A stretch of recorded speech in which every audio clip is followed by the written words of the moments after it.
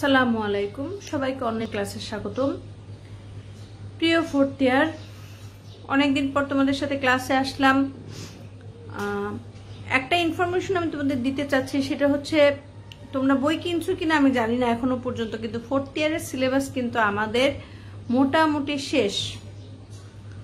সরকার, আমি যে দুইটা সাবজেক্ট তোমাদেরকে পড়াই, বিশেষ করে সরকারি নীতি পরিচিতি এবং পূর্ব এশিয়ার সরকার ও রাজনীতির জাপান অংশ, দুইটা অংশ থেকেই কিন্তু আমি তোমাদের মোটামুটি পড়িয়েছি। সেখানে জাপান অংশ থেকে প্রায় 7-8টা কোশ্চেন পড়িয়েছি, যে কোশ্চেনগুলির বাইরে থেকে আর কোশ্চেন সাধারণত আসে না। আবার তোমার সরকারি নীতি পরিচিতি থেকেও কিন্তু অনেকগুলি কোশ্চেন পড়িয়েছি, যার বাইরে থেকে আসলে মূলত তেমন একটা কোশ্চেন আর থাকার কথা না। এখন তোমাদেরকে প্রায় আমি বলে থাকি যে তোমাদের কোথাও যদি প্রবলেম থাকে, পাবলিক পলিসির মধ্যে যদি কোথাও প্রবলেম থাকে, কোনো টপিক বুঝতে অসুবিধা হয়, তাহলে আমাকে জানাও। বা পূর্ব এশিয়ার সরকার রাজনীতির জাপান অংশে যদি কোনো প্রবলেম থাকে তাহলে আমাকে জানাও। কিন্তু তোমরা কেউ কিন্তু সেই কাজটা করো না। তার মানে আমি ধরে নিচ্ছি যে তোমাদের কারোই আল্লাহর রহমতে কোনো প্রবলেম নাই। এখন শিক্ষা প্রতিষ্ঠান খুললে হয়তো তোমাদের একটা পরীক্ষা আমরা নিব বা নিতে পারবো, বা যে ডিসিশন গভর্নমেন্ট দিবেন সেটা করতে পারবো, কিন্তু তোমরা কিন্তু পড়াশোনার বাইরে চলে যাবা না। কারণ আমার ধারণা, আমি বিশ্বাস করি যে ফোর্থ ইয়ারের এই পর্যায়ে তোমাদের অবশ্যই কোনো না কোনো ভাবে একটা মূল্যায়ন পরীক্ষা হবে। তাহলে পরীক্ষা যদি হয়, অবশ্যই সেটা টেক্সট বইয়ের বাইরে থেকে হবে না। টেক্সট বই সম্পর্কে টেক্সট বইয়ের ভিতর থেকেই হবে, কম হোক বেশি হোক, ছোট সিলেবাসের উপরে হোক বা যাই হোক। যার জন্য তোমরা সবসময় পড়াশোনাটার সাথে কিন্তু সম্পৃক্ত থাকবা। দেখো, পাবলিক পলিসি নিয়ে আজকে আমি আলোচনা করব। পাবলিক পলিসির মধ্যে কিন্তু আমরা মোটামুটি পাবলিক পলিসি কি, পাবলিক পলিসির প্রকৃতি, বিষয়বস্তু, নীতি নির্ধারণ কি, নীতি নির্ধারণে আমাদের ভূমিকা, মোটামুটি আমরা অনেক কোশ্চেন কিন্তু পড়েছি। আমি জানি না তোমরা কয়জন বই দেখেছো বা দেখছো কিনা। সরকারি নীতি কি, সরকারি নীতির বৈশিষ্ট্য কি, আমরা কিন্তু শুরু করতে পারি আবার নতুন করে। তবে এখানে একটা অধ্যায় আছে, যে অধ্যায়টা নিয়ে আমি তোমাদের কম টাচ করেছি, কারণ এটা অর্থনীতির সাথে রিলেটেড। সেটা হচ্ছে তোমাদের অধ্যায় 2, বাজার ব্যর্থতা এবং মালিকানার খাত। এইখানে আমরা অর্থ ব্যবস্থা সম্পর্কে জানবো এই অধ্যায়টাতে মূলত, এবং বাজার কি, কিভাবে একটা বাজারকে সরকার নিয়ন্ত্রণ করে, কোন বাজারের কি বৈশিষ্ট্য, যে জিনিসগুলি তোমরা অর্থনীতিতে পড়ছো, সেকেন্ড ইয়ারে সম্ভবত পড়েছো, ফার্স্ট ইয়ারেও থাকতে পারে কিছু কিছু। হ্যাঁ, এই বিষয়গুলি সম্পর্কে যেখানে আলোচনা করা হয়েছে, এই বিষয়টাকে আমরা দেখব। যে একটা কোশ্চেন সবসময় আসে তোমাদের এখানে, যে বাজার ব্যর্থতা কি।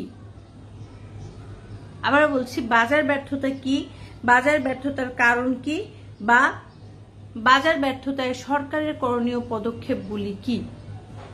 তাহলে আসো আগে আমরা বুঝি যে বাজার কি।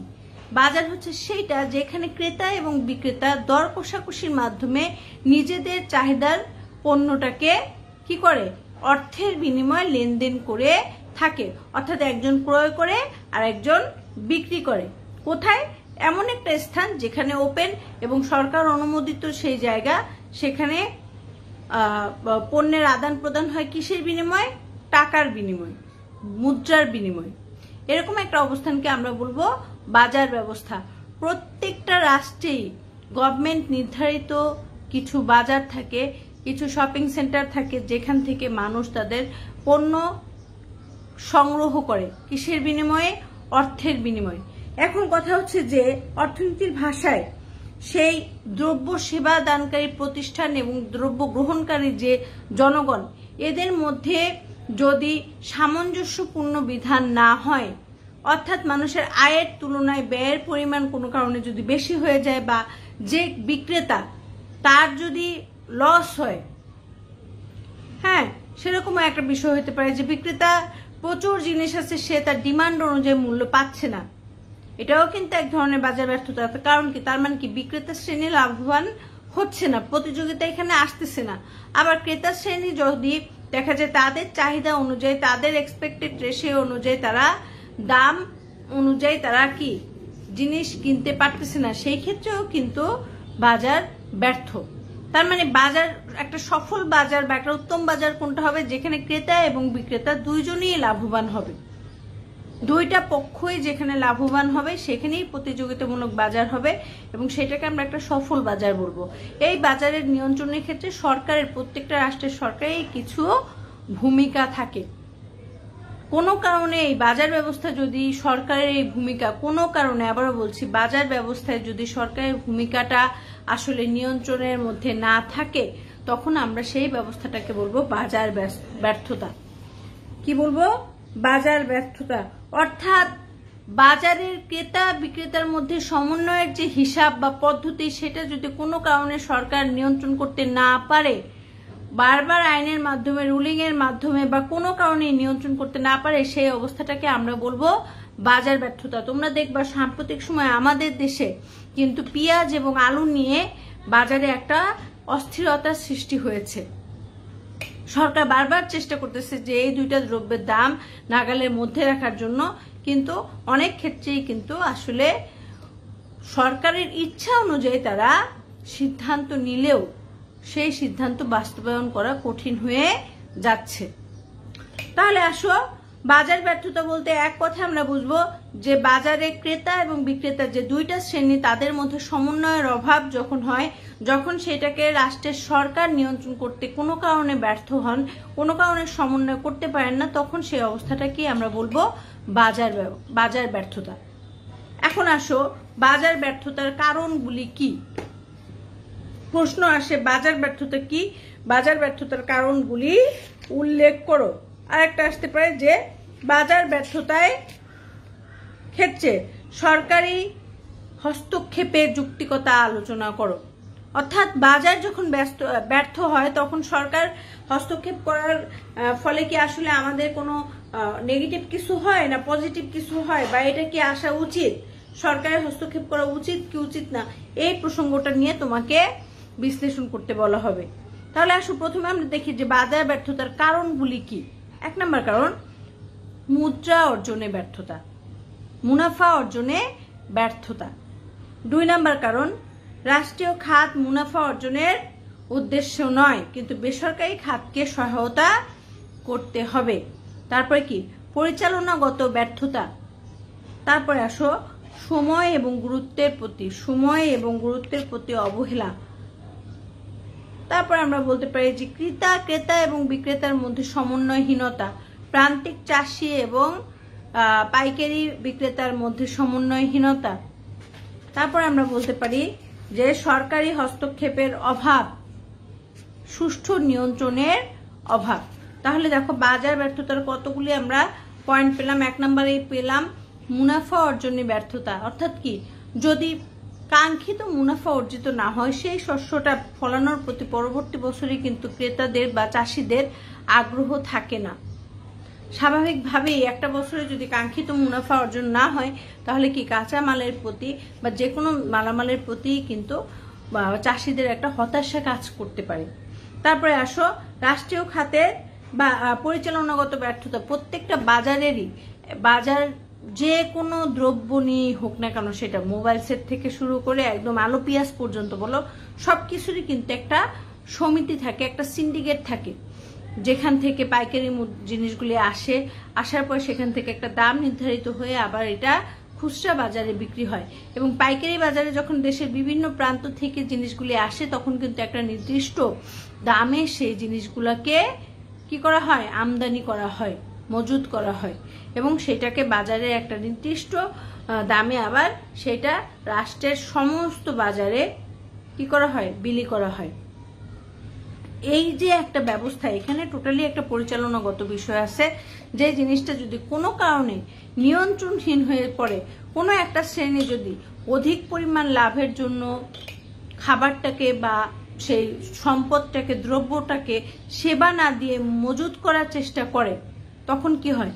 একটা ফলস ক্রাইসিসের সুযোগ সৃষ্টি হয়। ফলস ক্রাইসিসের সুযোগ যখন সৃষ্টি হয়, তখন কিছু অসাধু ব্যবসায়ী কি করেন? সেই সুযোগটাকে কাজে লাগিয়ে তারা আবার কি করে?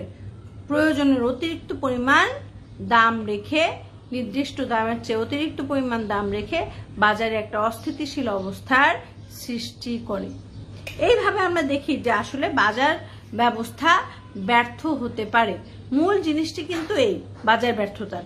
এখানে দেখো রাষ্ট্রের সরকার বিভিন্ন ধরনের আইন করার মাধ্যমে যাতে কেউ মজুদ না করে, কোনো সিন্ডিকেট অতিরিক্ত মুনাফা অর্জন না করে, প্রান্তিক চাষিরা বা একদম রুট লেভেলের চাষিরা যেন ন্যায্য দাম পায়, এজন্য কিন্তু আসলে গভর্নমেন্ট প্রতিবারই কোনো না কোনো নীতিমালা আইন তৈরি করেন। কিন্তু সেই আইন বা নীতিমালা একদম রুট লেভেল থেকে, গ্রাম লেভেল থেকে কিন্তু আসলে কতটা কার্যকরী ভূমিকা রাখে এটা আমরা কেউই জানতে পারি না।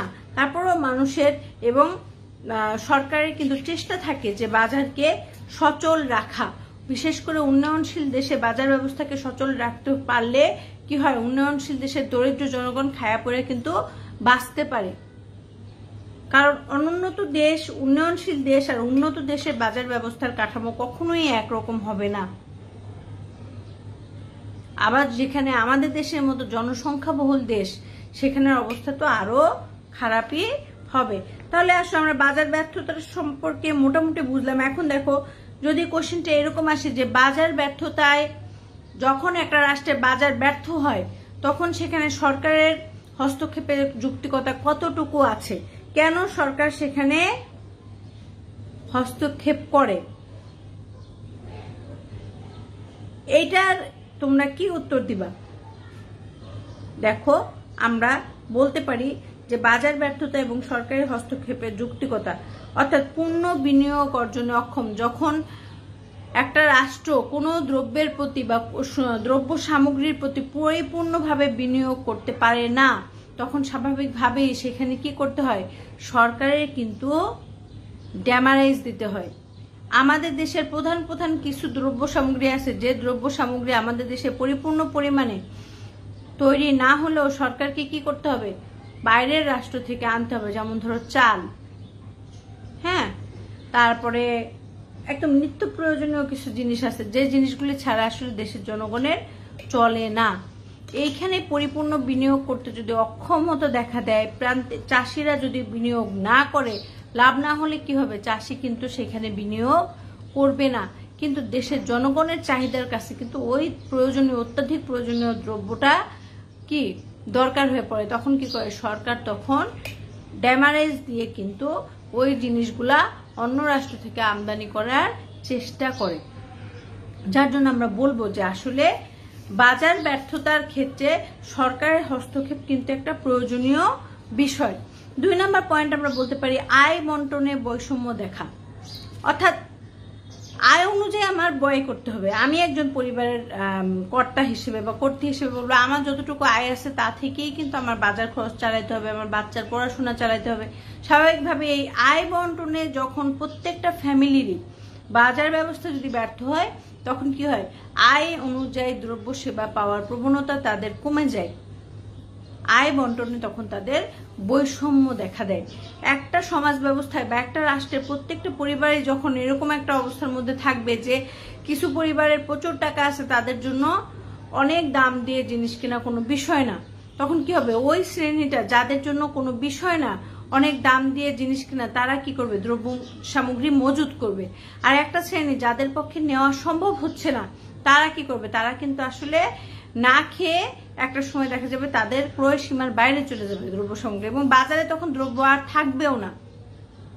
তো তখন কি হয়, সমাজে একটা শ্রেণী থাকে বঞ্চিত, শোষিত, এবং আর একটা শ্রেণী দেখা যায় যে অতিরিক্ত পরিমাণ খাদ্যদ্রব্য বা দ্রব্য সামগ্রী মজুত করার প্রবণতা হয়। এটা কিন্তু তখন যখন একটা সমাজ ব্যবস্থা এই জিনিসটা, এই বৈষম্যটা প্রকট হয়, তখন কিন্তু সেই সমাজ ব্যবস্থা ভেঙে পড়ার একটা আশঙ্কা থাকে। আর এই সিচুয়েশন থেকে উদ্ধার হওয়ার জন্য সরকারের কিছু আইনের দরকার আছে, নির্দিষ্ট নীতির দরকার আছে।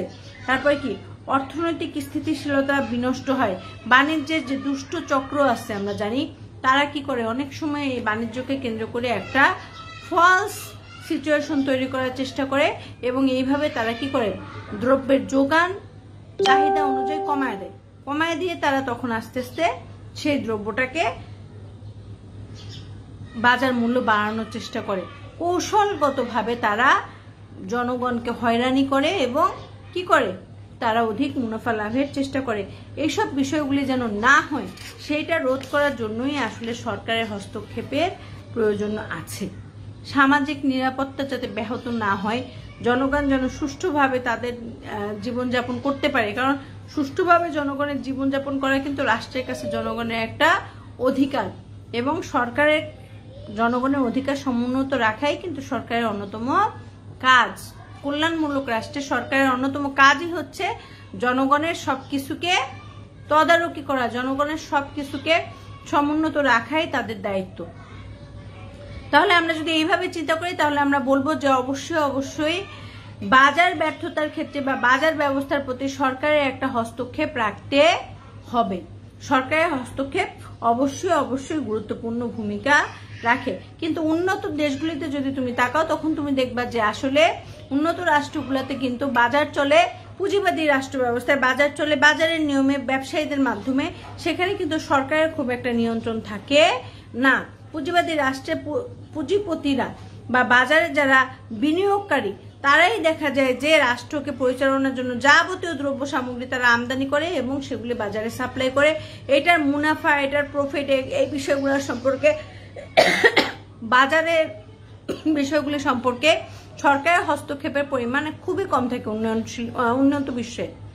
কিন্তু উন্নয়নশীল বিশ্বে দেখা যায় যে এগুলির পরিমাণ অনেক বেশি, কারণ আইনের মাধ্যমেও আইন করেও সরকার অনেক সময় দমন করতে পারে না। যদি কোনো আইনই না থাকে তখন দেখা যায় কি উন্নয়নশীল বিশ্বের অশিক্ষিত জনগণ এবং এই এলাকার স্বার্থপর জনগণ, লোভী জনগণ একটা শ্রেণী কিন্তু এটার সুবিধা নেওয়ার চেষ্টা করে।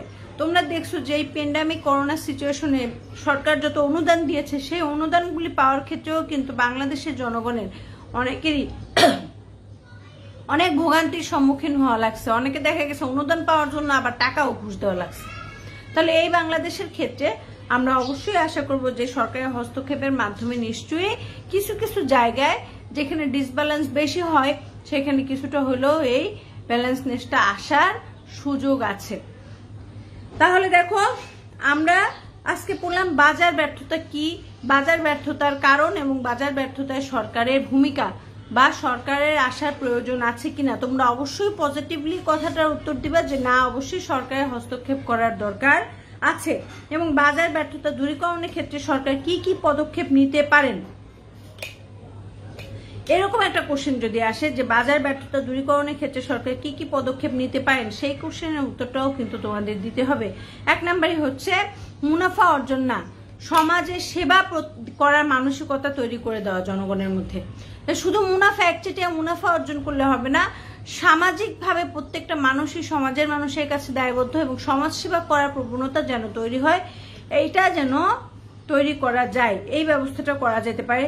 তারপর সমাজতান্ত্রিক অর্থনীতিকে রূপায়িত করা যায় সুন্দরভাবে, আবার পুঁজিবাদেরও সৃষ্টি করা যায়। মিশ্র অর্থ ব্যবস্থা যেহেতু আমাদের রাষ্ট্রের প্রধান অর্থনৈতিক ব্যবস্থা। তারপরে আমরা বলতে পারি যে বাজার অর্থনীতিকে চালু রাখা, বৈদেশিক বাণিজ্যকে কি করা, পূর্ণ মুক্ত না করা, অর্থাৎ বৈদেশিক বাণিজ্য, বিদেশিরা যদি আমাদের দেশে বাণিজ্য করে তাদেরকে কিছু রেস্ট্রিক্টেড অবস্থায় রাখতে হবে। হ্যাঁ, যেটা বলতেছিলাম, তো বাজার অর্থনীতি চালু রাখা অন্যতম আর একটা কারণ। তারপরে হচ্ছে সরকারি প্রতিষ্ঠানের উদ্বৃত্ত মুনাফা করতে পারলেও যেন কোথাও ক্ষতি হলে সেই ক্ষতিটা পূরণের চেষ্টা করা। এইভাবে দেখা যায় যে সরকার বিভিন্ন পদক্ষেপের মাধ্যমে বৈদেশিক বাণিজ্যকে নিয়ন্ত্রণ করা, সরকারি বাণিজ্যের প্রসারকে প্রশস্ত করা, কৃষি ঋণ বাড়ায় দেওয়া, তারপরে কি কৃষক যাতে দেশের কৃষকরা বা যে সমাজটা আমাদের দেশের উন্নয়নের সাথে, আয়ের সাথে জড়িত, উৎপাদিত দ্রব্যের সাথে জড়িত, তাদের পৃষ্ঠপোষকতা করা, সমবায় সমিতির মাধ্যমে শিল্পের প্রসার ঘটানো, এই কাজগুলি করলে মোটামুটি রাষ্ট্রের অর্থনৈতিক উন্নয়নটা ডেভেলপড হয়। তাহলে আমরা বলবো যে বাজার অর্থনীতি রাষ্ট্রের জন্য খুবই গুরুত্বপূর্ণ একটা ব্যবস্থা এবং বাজার ব্যর্থতা নিরসনের জন্য সরকারের গুরুত্ব অপরিসীম। বিশেষ করে উন্নয়নশীল রাষ্ট্রগুলিতে বাজার ব্যর্থতা নিরসনে সরকারের একটা বিশেষ ভূমিকাই থাকে। আজকে এই পর্যন্তই থাকলো। তোমরা বইটা দেখবা, টোটাল বইটা দেখবা, কোথাও কোনো সমস্যা থাকলে আমাকে প্লিজ নক করবা, যাতে করে আমি তোমাদের এই সমস্যাটা সমাধানের চেষ্টা করতে পারি। সবাই ভালো থাকবা, সুস্থ থাকবা। আজকে এই পর্যন্তই থাকুক। আল্লাহ হাফেজ।